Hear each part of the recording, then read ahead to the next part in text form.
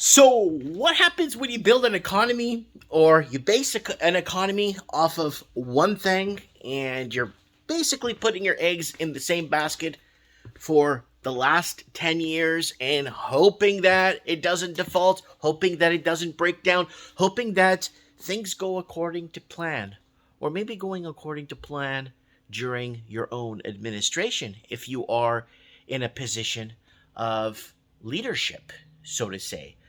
So what's going on? I really wanted you guys to take a gander at this. It's been something we've been talking about for the last 10 years on the channel. Let's take a look at what's happening here down under. And it's kind of important because it's happening across the Commonwealth. And we said many years ago that Australia is the testing ground. A lot of people are arguing it was New Zealand as a testing ground for experiments, so to say, on the people and how to screw over the people and get away with it and maybe spill over to other Commonwealth countries and also blue states of America. So let's take a look here at what is going on. And this is coming to us from an Australian mainstream media newspaper. So here it is. We've read articles once in a blue moon from these guys here over the last 10 years, news.com.au, how Australia's housing crisis is burning a $2.6 billion hole in the economy. Australia's housing crisis has blown a multi-billion dollar hole in the economy, and if something doesn't change, then things are going to get a lot worse.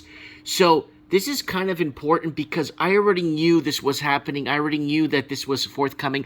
I already understood it because I lived in the city of Vancouver where they were under the same circumstances, where, foreign investing, artificially low interest rates, first-time home buyer stuff. So what did we say here a few years back? Here we go. 3 years ago, the great Australian housing disaster ahead. Australian middle class caught in a crossfire. I can't even spell. Australian housing deflation. Housing was going down, remember? And wages nowhere near the increase of inflation. People will need to eat. And what did they do? Well, you know what happened. You know? You will lose everything. Australia housing history story. People can't buy food. There it is right there. 4 years ago. Housing. Now, let's go here. This is the one I wanted to show you guys. Right. There it is. Australian brokers. WTF, housing crisis. You are financially assassinating your own countrymen. And let's wipe $571 billion from Australian housing. And this is a major issue because if you actually start to break down at a macro level and start to see, you could have, this was being seen miles ahead, that this is going to become a major issue. And who's going to be the collateral damage and who's going to take the front of it? The taxpayers, the middle class, the people that actually built this damn infrastructure across the Commonwealth. So let's take a look here. And it's going to get a lot worse, they say here. And it goes into Australia's housing crisis is impacting a lot more than people's ability to find a home, with the problem blowing an economic hole in our economy. Millions of Australians are fleeing. There you go. Fleeing. And we talked about the massive brain drain. Get out of Sydney. I made a video 8 years ago. The impact of worsening crisis with skyrocketing rental prices and the lack of availability, meaning many residents are now facing homelessness for the first time in their lives. So here's the video right here. I've actually brought this up a few times. You can go back in other videos and see it. And Sydney, housing illusion. Sydney, severely unaffordable. Middle class will be homeless by 2023. Fact or fiction? Right? And what else? We had a lot of video. Get out of Sydney. Australia, housing out of reach. So it's something we've been, addressing to the people. Now, so they're facing homelessness for the first time in their lives. And these are the people that contributed to build this are no longer allowed to be there. Now, the flow-on effects of the situation are really starting to be felt, particularly in regional areas with employers struggling to attract staff due to the lack of affordable housing for potential employees. That was happening in Ireland back in 2018 when foreign investors invaded Ireland and basically kind of destroyed the Irish way, so to say. Type in Ireland across the channel, you'll see what I'm talking about. A special impact economics analysis of 5 regional economies commissioned by Everybody's Home has shined a light on the connection between the increased rents, low vacancy rates, and unfilled job vacancies. The study looked at housing in Queensland, Sunshine Coast, New South Wales, South Coast, Launceston, I can't even pronounce that, East Tasmania, all these places. Okay, there it is right there, house for lease. And the results found the shortage of affordable housing in these areas are burning 2.6 billion hole in the local economies by directly undermining the capacity of employers to attract staff. So Kevin Klein here, national spokesperson for Everybody's Home campaign, said the chronic lack of affordable housing in regional communities is more than a social crisis, branding in a deep economic crisis as well.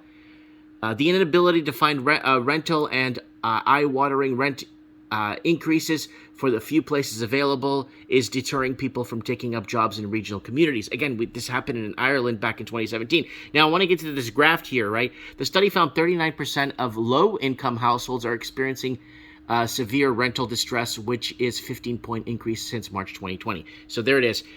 In that time, the number of job vacancies have dumped from 1,415 to 3,678, resulting in a loss of economic output of 786 million per year. So there is the rental vacancies there, and there are the job vacancies. So when you want to break it down, it all goes back to housing affordability, and that's something we've been saying here for a long time now. You break it down, it all goes back to affording to live and live in the areas you were born and raised and educated in and contributed to. And that's what's been happening. Now, that's a problem that Australia's been facing, and then we've been here for years trying to tell people and warn people. But they're like, oh, what do? You sell Pokemon cards. What do you know, Magic Boy, you D&D boy? What do you know about housing in Australia?